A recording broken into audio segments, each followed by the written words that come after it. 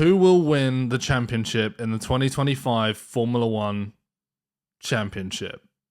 Now, me and Jordan are actually racing drivers, so we do kind of know what we're talking about. However, we obviously haven't raced in Formula One. We just want to let you know that this is a driver's analysis. Let us know your comments, or your thoughts, in fact, in the comments. Subscribe, enjoy the video. Jordan. Who do you feel, we're into the F1 season. We are. Who do you feel is going to win this year?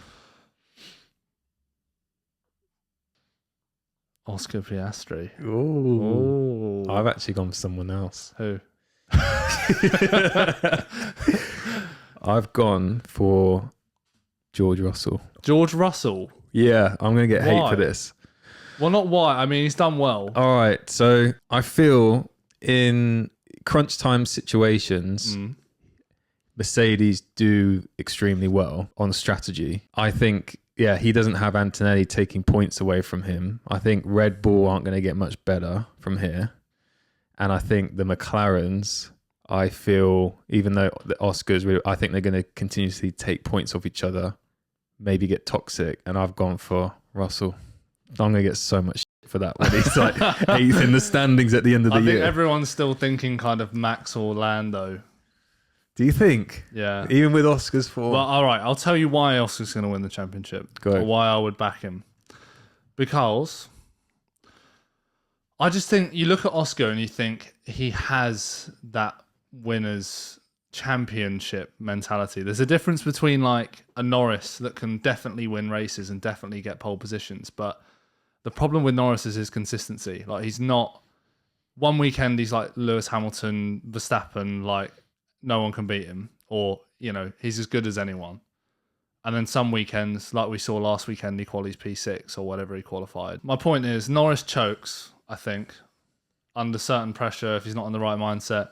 Piastri, yes, he doesn't have the same, like, maybe like that one lap pace. Sometimes he got pole last weekend, like in Bahrain, but that absolute one lap pace, yes, like Verstappen or Norris has that edge over him on Norris's day. Do you know what I mean? But Mr. Piastri, I think it's his day every day. Do you know what I mean? He stays the same. Like his emotions are identical, whether he's won or whether he's in the barriers. He's got like such a level head. And that's going to annoy Norris, even if you don't see it. Behind the scenes, that's going to annoy Lando a lot. I reckon it's already going to grind down on him. Yeah. Isn't it? So why Russell? So Russell, I raced in the same season as him in F4, okay? And I just remember he, in a championship winning position, he didn't seem to fumble.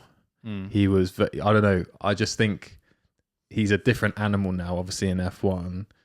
But I just feel like, even if it's not this year, he's got a championship in him. I 100% see it.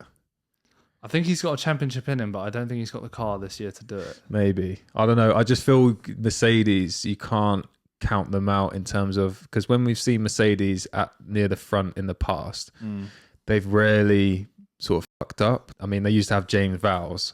There was a great interaction. It was Barcelona, I think it was a few years back, where James Vowles was like...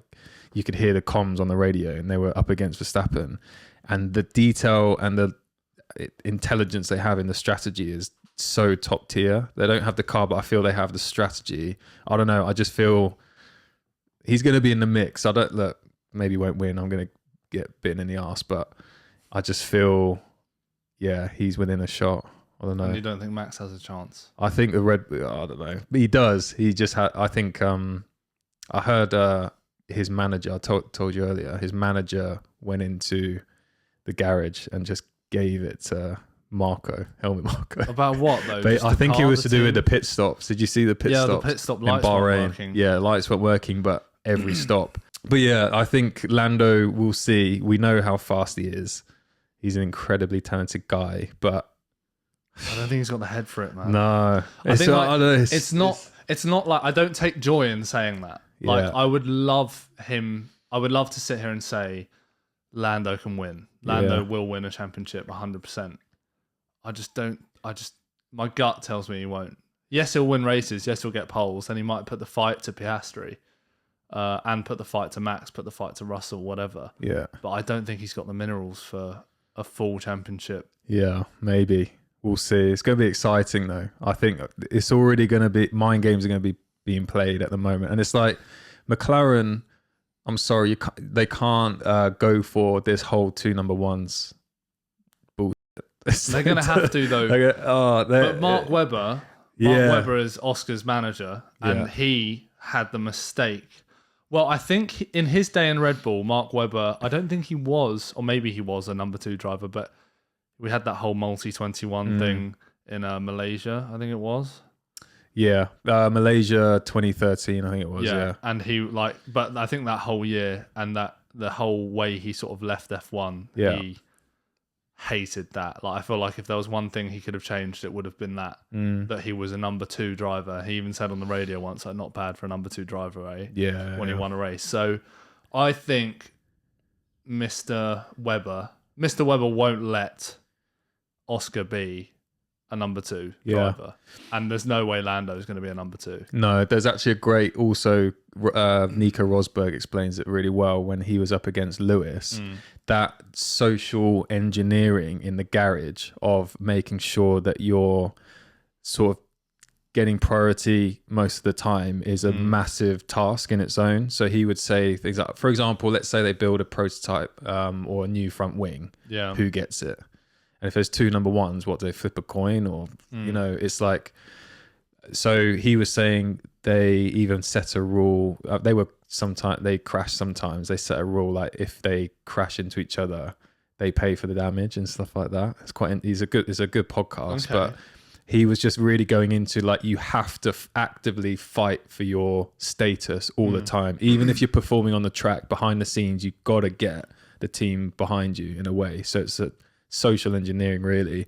So Lando needs to do that, because if Oscar wins another few races on the bounce, like, he's the number 1 this year, isn't he? Yeah, that's the because thing. The problem is Lando, regardless of their 2 number 1 contracts, whatever, Lando can't afford to let it get to that point, because if it gets to the point where Oscar's got a 50, 40, whatever point lead by the end of the year or by the second half of the season, they'll then be telling Lando to get out of the way for Oscar, or they'll give him the teams always have two strategies, or like they have one strategy for both drivers, but there's a slightly more favourable one. They always give it to the one who's going to win the race or going to win the championship.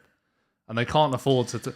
I don't think McLaren can get to the end of this year with Oscar on a big lead and then Lando start taking points away from him. Yeah. Do you know what I mean? Yeah, for sure. And I think that the trickiest thing will be is Lando is so good that at some point he'll dominate the weekend. And he'll be like, guys, like, I'm here. You know, why am I getting second best? So we saw that last year. He had weekends that he was unbelievably good and just dominate the race. So when he does that again, then what happens? Like, it's such an interesting dynamic. I can't wait to see how it plays out. But looking at some other standouts, first of all, well, let's take the top 4: Lando Norris, Piastri, Verstappen, Russell. They're in the fight in my eyes. I don't think anyone else is. Let's talk about the Ferraris. I don't know what's happening with Lewis again. It's very much like it's similar vibes to last year. All of a sudden he's saying he's not quick anymore, but then he won in China. Yeah, but it's a weird one. But that can't be right, can it? Because... Again, I think it was Karun last weekend in Bahrain. Bahrain. Karun in Bahrain was saying, had this whole kind of monologue about how, you know, he's getting old, he's losing his cognitive ability, you know, that's why he's losing time, and what you lose as you get older is that outright qualifying pace. But then how can you say that when in a car that's not as good as a McLaren in China, yes, it was sprint quali, but it's still a qualifying session, and he got pole, and he beat Leclerc. I know. It's maybe the car was just in a really good window for him. He made the most of it, because you still got to drive well.